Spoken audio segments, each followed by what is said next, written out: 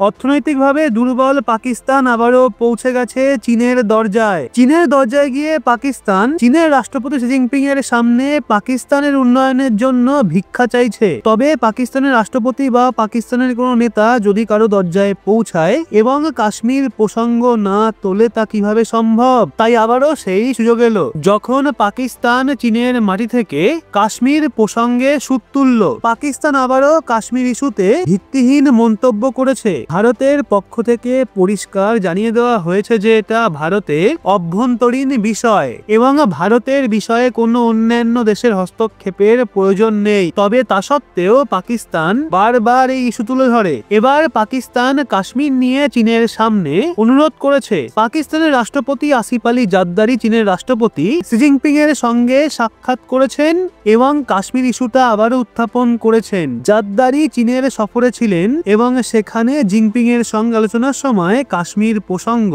উত্থাপন করে। দুই দেশের যৌথ বিবৃতিতে বলা হয়েছে যে পাকিস্তান পক্ষ চীনের পক্ষকে জম্মু ও কাশ্মীরের সাম্প্রতিক পরিস্থিতি সম্পর্কে অবহিত করেছে। চীন তার প্রতিক্রিয়ায় পুনরায় বলেছে যে কাশ্মীর বিরোধ একটা ঐতিহাসিক সমস্যা, জাতিসংঘ নিরাপত্তা পরিষদের প্রাসঙ্গিক প্রস্তাব এবং দ্বিপাক্ষিক চুক্তির মাধ্যমে শান্তিপূর্ণভাবে সমাধান করা উচিত। পাকিস্তান প্রত্যেক আন্তর্জাতিক মঞ্চে গিয়ে জম্মু এবং কাশ্মীর ইস্যুকে জাতিসংঘের সঙ্গে সংযুক্ত করার চেষ্টা করে এবং ভারত প্রত্যেকবারই তা খারিজ করে দেয়। কিন্তু তা সত্ত্বেও পাকিস্তান তার চেষ্টা থেকে বিরত থাকে না। পাকিস্তান বারবার নিজের অসম্মানের জন্য প্রস্তুত থাকে, তবুও সেটা নিয়ে দরজায় দরজায় গিয়ে কান্নাকাটি করেই থাকে। চায়না পাকিস্তান যৌথ সামরিক মহড়া এবং সামরিক প্রযুক্তির ক্ষেত্রে সহযোগিতা এগিয়ে নেওয়ার পরিকল্পনা করেছে এবং এই সময় একটা যৌথ বিবৃতি প্রকাশিত হয়েছে যেখানে জম্মু এবং কাশ্মীরের উল্লেখ করা হয়েছে। ভারত বারবার জম্মু কাশ্মীরের প্রসঙ্গ উত্থাপনে আপত্তি জানিয়ে এসেছে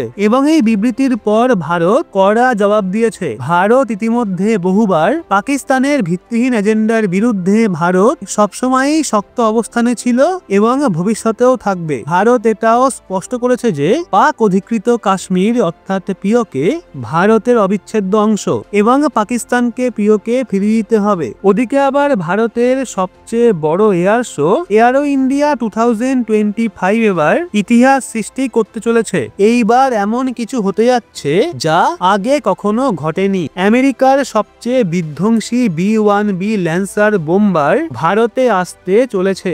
আমেরিকা এর আগেও প্রতিশ্রুতি দিয়েছিল এবং এবার তারা সেই প্রতিশ্রুতি রক্ষা করছে। প্রথমে শোনা গিয়েছিল যে আমেরিকা এয়ার শোতে অংশ নেবে না, যা ভারত আমেরিকা প্রতিরক্ষা সম্পর্ক নিয়ে অনেক জল্পনা কল্পনার জন্ম দিয়েছিল। তবে এখন রিপোর্ট অনুযায়ী সেই চিত্রটা বদলে গেছে। এয়ারো ইন্ডিয়া 2025 শুধুমাত্র একটা এয়ার শো নয়, এটা ভারতের ক্রমবর্ধমান সামরিক শক্তি এবং কৌশলগত অংশীদারিত্বের প্রতীক। এই বছর এয়ার শোটা ঐতিহাসিক হতে চলেছে কারণ F-35 এবং F-15 ফাইটার জেট, এছাড়া রাশিয়াও তার SU-57 পঞ্চম প্রজন্মের ফাইটার জেট প্রদর্শন করতে চলেছে। প্রথমবারের মতো বিশ্বের দুই সুপার পাওয়ার দেশের সবচেয়ে উন্নত ফাইটার জেট একই মঞ্চে থাকবে। B-1B ল্যান্সার বোম্বার 2021 এবং 2023 সালেও ভারতে এসেছিল, তবে এটা এবার শুধুমাত্র স্ট্যাটিক ডিসপ্লের জন্য আসছে না, বরং লাইভ ডেমনস্ট্রেশনও দেবে। এটা দর্শকদের জন্য একটা ঐতিহাসিক মুহূর্ত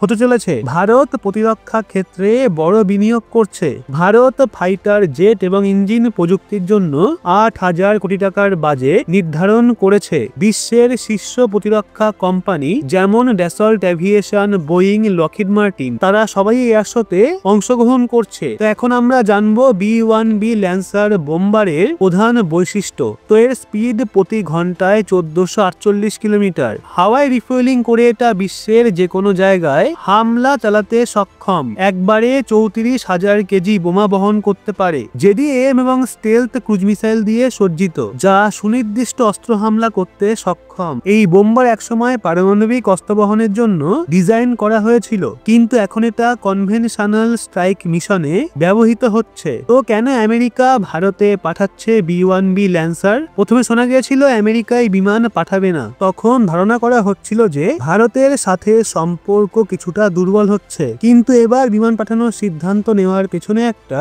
বড় কৌশলগত কারণ রয়েছে। রাশিয়া সম্প্রতি ভারতকে তাদের বোম্বার বিক্রি করার প্রস্তাব দিয়েছে এবং আমেরিকা চায় না যে ভারত রাশিয়ার দিকে বেশি ঝুঁকে পড়ুক। তাই B-1B ল্যান্সার পাঠিয়ে আমেরিকা একটা ঐতিহাসিক বার্তা দিতে চাইছে যে তারা ভারতের সঙ্গে প্রতিরক্ষা সহযোগিতা বাড়াতে প্রস্তুত। তো ভারত কি B-1B ল্যান্সার বোম্বার কিনবে? এই ধরনের বোম্বার থাকার মানে হলো শত্রুর ভূখণ্ডে আধিপত্য বিস্তার, যা চীন এবং পাকিস্তানের বিরুদ্ধে ভারতের জন্য বড় কৌশলগত সুবিধা হতে পারে। ভারতের লং রেঞ্জ স্ট্রাইক ক্যাপাবিলিটি আরো শক্তিশালী হবে, তবে এর মূল্য অত্যন্ত বেশি এবং রক্ষণাবেক্ষণেও বিশাল খরচ হয়। ভারতের কাছে সুখোই 30 MKI এবং রাফায়েলের মতো উন্নত যুদ্ধ বিমান ইতিমধ্যেই রয়েছে, যা অত্যাধুনিক বোম্বিং সক্ষমতা রাখে। তা আপনার কি মতামত এই বিষয়ে? কি মনে হয় আপনার আমেরিকা ভারতকে তাদের পক্ষে টানতে চাইছে?